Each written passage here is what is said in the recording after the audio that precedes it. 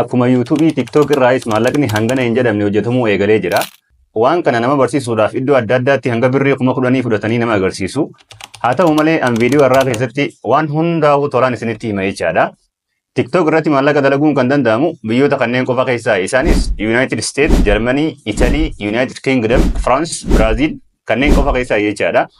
Akkuma hundi keenya beeknu namoonni baay'een YouTube irraa maallaqa dalaganii malee biyyi keenya Itoophiyaan sagantaa YouTube Partner Program jedhamu keessa hin jirtu jechuudha. Karaa biraatiin Itoophiyaa keessa teessanii kallattiin maallaqa dalaguu hin dandeessanii jechuudha. YouTube irratti qarshii dalaguun kan danda'amu lookeeshina jijjiiruudhaani. Yeroo baay'ee kaantirii kan jedhu United States gooneeti YouTube banannaa jechaadha yeroo YouTube banannu. TikTok illeen waan kana dura hin jirre fidee jira.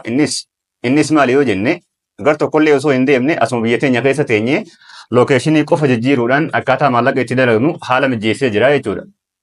Karaan kun kana dura hin danda'amu ture. Egaa TikTokinis akkuma YouTube'itti maallaqa dalaguu eegalee jira. TikTokiin viidiyoon keenya yeroo nu ilaalamu maallaqa nu dalaga akkuma YouTube'itti jechaadha. So TikTokii akka YouTube'itti maallaqa nu dalagu kana view'dhaan jechuudha yookaan immoo ilaalcha namni viidiyoo keenya ilaalu maallaqa dalagu kana banachuudhaaf jalqaba aappii TikTokii keenya banannaa. Aappii TikTokii keenya erga banannee booda profaayila keenya irra gattuqannaa jechuudha. Mallattoo profaayilaa kan jala jirtu irra gattuqannee erga profaayila irra gattuqannee booda haala kanaan nu fida. Ergas booda sarara sadeen gara gubbaa dalaga ciciisoo irra gattuqannaa. Erga achirra gattuqannee booda settings and privacy kan jedhu kanaatu nu dhufa. Settings and privacy kan jedhu kanarra gattuqannaa. Erga achirra gattuqannee booda fuulli kun yeroo nu dhufu irra gaddeemuudhaan switch account kan jedhu kanatu hina jechaadha. TikTokii haaraa maallaqa dalaguu danda'u banachuudhaaf switch account kan jedhutu hina. Switch account kan jedhu yeroo nuti tuynu kana keessa account kana dura qabnutu dhufa. Jalaatti ammoo add account kan jedhutu jira. Add account kan jedhu irra gattuqannaa. Add account kan jedhu yeroo gattuqannu fuula kana nuuf fide jechuudha. So fuula kanarratti TikTok haaraa banachuu dandeenya jechuudha. Mistirri TikTok biyya alaa ittiin banannus TikTok qarshii dalagu ittiin banannulleen fuuluma kanarra jira jechuudha. Fuuluma kanarra argachuu dandeenya. So jalqaba fuula kanarratti maal godhuu qabna? Gara gadii gaddeemnee TikTokii gara gadii kana barreeffama kana keessatti Itoophiyaa kan jedhutu jira. Akkuma agartan kana Itoophiyaa kan jedhu kanatu jira. Itoophiyaa kan jedhu kana biyya tana gara biyya TikTokiin itti maallaqa dalaguutti jijjiirachuu qabna jechuudha. Biyyoota TikTokiin itti maallaqa dalagu biyyoota 5 dura dubbadheetiin jira. Biyyoota 5 san gara biyyoota 5 sanii keessaa biyyoota tokkotti jijjiirachuu qabna. Possibly nuti gara biyya UK'tti jijjiirannaa jechuudha. Gara biyya United Kingdom godhannaa jechuudha kana. Akka nama United Kingdom irraa TikTokii banatee godhachuu qabna jechuudha. Haala saniin banuu qabna. So Itoophiyaa bakka jedhu tanarra gattuqannaa jala kana. Itoophiyaa kan jedhu yeroo gattuqannu haala kanaan nu fida biyyoota kana filannaa jechaadha. Biyyoota jiru kana keessaa United States kan jedhu hin filatina. United States dhiyeenya kana TikTokii ni cufna jaanii maal jaanii rakkoo hedduutu jira biyya san keessaa waa'ee TikTok irraa wal qabatee jechuudha. Sababa sanii United States osoo hin taane United Kingdom filannaa jechuudha amma nuti. United Kingdom yookaan immoo UK filannaa. So as keessa gaddeemnee UK barbaannaa jechuudha. UK barbaannaa. Akkuma agartan kana United Kingdom as jira. United Kingdom kan jedhu kanarra gattuqannaa jechaadha. United Kingdom kan jedhu yeroo gattuqannu haala kanaan nu fida. Maaliin godhaa kana booda itti aansee use phone or email kan jedhu kanarraan gattuqadhaa. Use phone or email kan jedhu kanarraan gattuqadhaa. So yeroo achirra gattuqadhu birthday nu gaafata yookaan immoo birthday keenya isa sirrii itti guunnaa jechuudha. Birthday keenya isa sirrii itti guunnaa maaliif ganaa verification nu gaafata. Verification verify godhuudhaaf birthday keenya kasi guunnee fi kan immoo ID keenya irra jiru tokko ta'uu waan qabuuf jecha birthday keenya kasi sirrii itti guutanna. Okay, birthday keenya haala kanaan erga guunnee booda continue yennaani garatti aanutti ni oofaa jechuudha. Amma gara fuula kanaa nu fida. Gara fuula kanaa yeroo nu fidu sign up kan jedhutu jira. Sign up kan jedhu jala optionii lamatu jira. Optionii jalqabaa phone kan jedhu jira. Optionii lammaffaa immoo email kan jedhutu jira.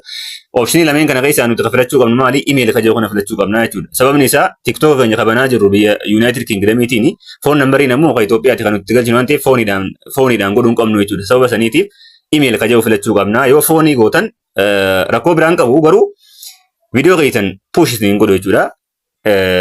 Lakkoofsa Itoophiyaa ta'uu waan beekuuf jecha viidiyoo keessan push isin godhu akka nama bira gahu isin godhu akka ilaalcha argatu isin godhu waan ta'eef foon kan jedhu dhiifnee email kan jedhu irra gattuqannaa.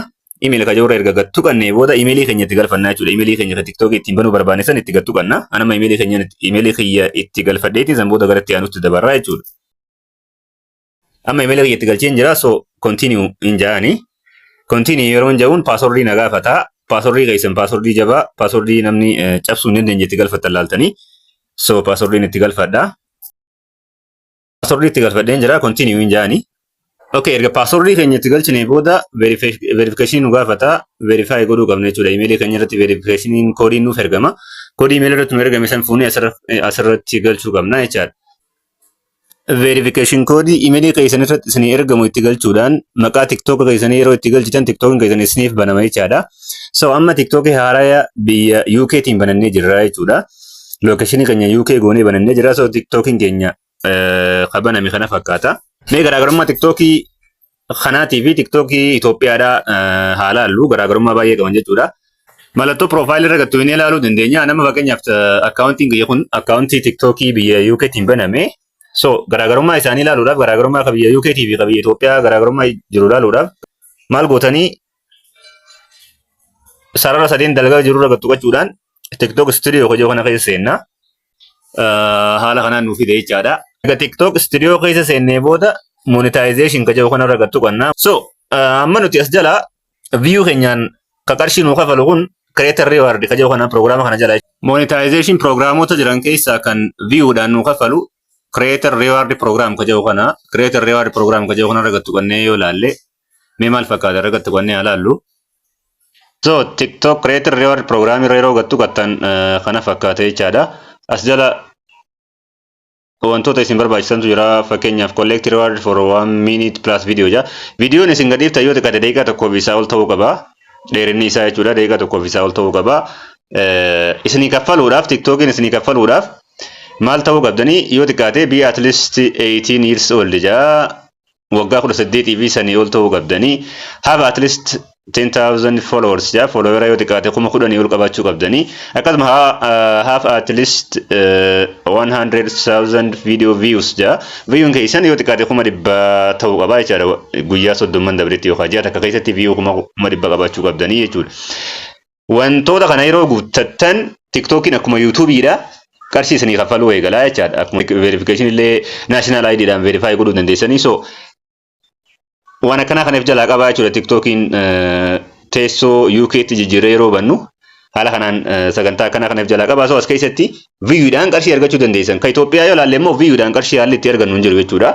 Viewdhaan osoo hin taane yeroo laayivii seennu giiftii adda addaa namoonni nuu kennaniin kana fakkaata. Akkaawuntiin kun kanneen Itoophiyaa keessatti banadhe jechuudha. Garaagarummaa isaanii ilaaluu dandeenya. Asirra gattuu qabnee TikTok studio keessa seenna. TikTok studio keessa yeroo seennu haala kanaan nuuf fidaa jechaadha. As keessa monetization irra yeroo gattuu qabnu monetization as keessa jiran baay'ee xiqqaadha jechuudha. Subscription service live reward jira, video gift qofaa jira jechuudha. Tokko lama sadii afurtu jira jechuudha as keessa. TikTok Itoophiyaa keessa kana qofaatu jira. Akkuma reefu isin agarsiise TikTok location UK tiin banne ammoo viewdhaan nu kafalaa jechuudha. Viewdhaan nu kafalaa. So garaagarummaan jidduu jiru kana fakkaata jechuudha. Garaagarummaan jidduu jiru kana fakkaata. So hundi keessanuu akkaawuntii kana lookeeshinii gara UK tti jijjiirrattanii haalaan amma dura isin agarsiisaniin banattanii viewdhaan follower 10,000 yeroo geessan san booda viewin keessan 100,000 yeroo gahe san booda TikTokiin birrii isinii kafaluu eegala. Haala saniin akkaawuntii banachuu eegaltu jechuudha. Walumaa galatti haala armaan olii kanaan TikTok maallaqa dalaguu danda'u banachuu ni dandeessu jechuudha. Viidiyoon yoo isinitti tolte subscribe, like fi share gochuu hin dagatina. Viidiyoo biraatii walitti deebinaa.